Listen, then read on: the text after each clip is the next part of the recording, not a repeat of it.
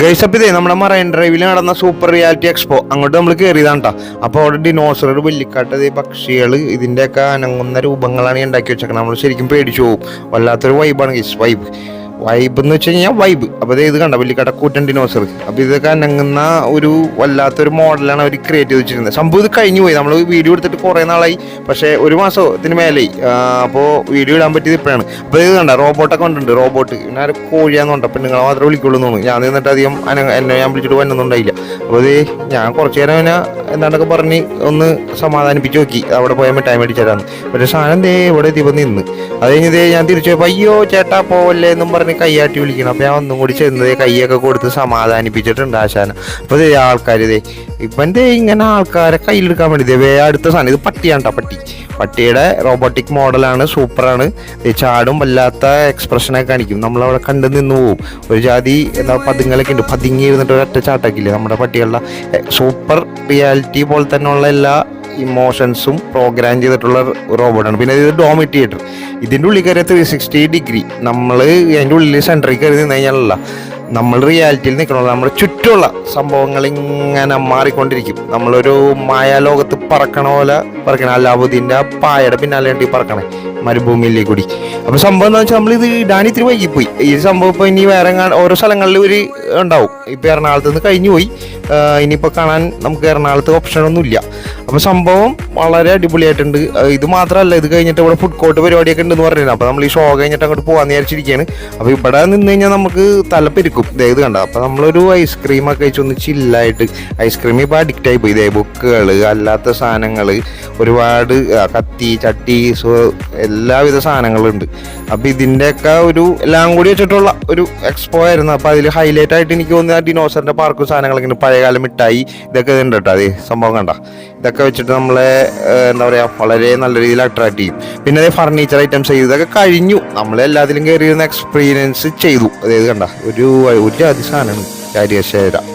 ഇതിൽ കയറിയിരുന്ന് കഴിഞ്ഞാൽ കിടക്ക, ഇരിക്കുക, പല സെക്ഷനായിട്ട് മടങ്ങുന്ന രീതിയിലൊക്കെ വെച്ചാക്കിയാണ്. പിന്നെ അതേ ബെഡ് കട്ടിൽ വിത്ത് ഫർണിച്ചർ എല്ലാം കൂടി ഒരുമിച്ചുള്ള ഒരു സിസ്റ്റം. 60% ഓഫ് എന്നൊക്കെ പറഞ്ഞിട്ടുണ്ട്. പിന്നെ അതേപോലെ അതിന് മൊബൈൽ ജീവികൾക്കായിട്ടുള്ളത് മൊബൈൽ കുത്താൻ പ്ലഗ് ഉണ്ട് കേട്ടോ തലക്കുമ്പോൾ തന്നെ. അപ്പോൾ പിന്നെന്താ സംഭവം എന്ന് വെച്ച് കഴിഞ്ഞാൽ ഈ സംഭവം ഇത് കഴിഞ്ഞു പോയത് കാരണം ഇനി പറഞ്ഞാൽ കാര്യമില്ല. അതെ പ്ലാസ്റ്റിക് ഇതാണ് ഫുഡ് കോർട്ട് ഞാൻ പറഞ്ഞത്. ഇത് ഞങ്ങൾ ചെന്നപ്പോൾ ആക്റ്റീവായിട്ടുണ്ടായില്ല. ഞങ്ങൾ നേരത്തെ ചെയ്യുന്നു. ഇതാണ് ഡൂമി തിയേറ്റർ. ഇതൊരു സംഭവമാണ്. ഇനിയിപ്പോൾ എവിടെയെന്ന് അറിയില്ല. അപ്പം അന്വേഷിച്ച് പിടിച്ച് കഴിഞ്ഞാൽ കിട്ടും. ഓരോ ജില്ലകളിലായിട്ട് വരാറുണ്ട് ഗൈസ്. അപ്പോൾ നമ്മൾ അവിടുത്തെ പരിപാടിക്ക് ശേഷം നമ്മൾ ഫുഡ് കഴിക്കാമെന്ന് വിചാരിച്ചു. കുറച്ച് ടയർഡായി. അപ്പോൾ നമ്മൾ നേരെ MG റോഡിലുള്ള പോളക്കുളത്ത് ബാർ റെസ്റ്റോറൻറ്റ് ഉണ്ട്. അവിടെ വന്ന ഒരു ബിരിയാണി അധികം കഴിച്ചില്ല. ഒരു ബിരിയാണി ഞങ്ങൾ രണ്ടാളും ഷെയർ ചെയ്യാണ് ചെയ്ത്. അപ്പോൾ സാലാഡൊക്കെ എടുത്തത് ഇങ്ങനെ അങ്ങോട്ട് കുഴച്ച് കൂട്ടി അങ്ങോട്ട് തിന്നിട്ട് ബാക്കി വീട്ടിലേക്ക് വിടാമെന്ന് വിചാരിച്ചു. പിന്നെ ഒരു ചായ കൂടി കുടിക്കാമെന്ന് വിചാരിച്ചു. ഒന്ന് ഉഷാറായിക്കോട്ടെ എന്ന് വിചാരിച്ചു. ഇവിടുത്തെ ചായ പ്രത്യേകിച്ച് ഒന്നും പറയാനില്ല. സൂപ്പർ ക്വാളിറ്റി ചായ. ഞങ്ങൾ ഈ റൂട്ട് പോകുമ്പോൾ സ്ഥിരമായി കയറി ചായ കുടിക്കുന്ന ഒരു ബാർ റെസ്റ്റോറൻ്റാണ്. കളി കുടിക്കാനുള്ള ഗൈസ്, പ്രത്യേകിച്ച് ചായ കുടിക്കാൻ.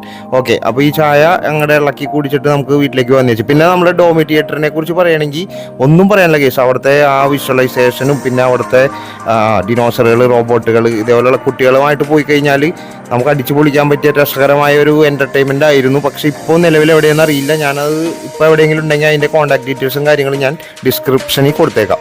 അപ്പോൾ നമ്മുടെ റോബോട്ടൊക്കെ അടിപൊളിയായിട്ടുണ്ട്. റോബോട്ട് പട്ടി അടിപൊളിയായിട്ടുണ്ട്.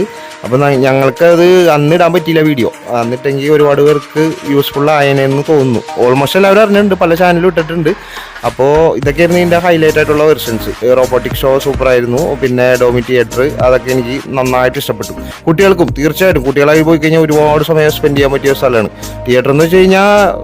എന്താ പറയുക, ഒരു കുറച്ച് സമയമുണ്ട് പല വീഡിയോസ് ആയിട്ടുള്ള ഷോ. അപ്പോൾ അതിൽ നമുക്ക് പേടിയാവും. ആദ്യമായിട്ട് പോയി കഴിഞ്ഞാൽ പേടിയാവും.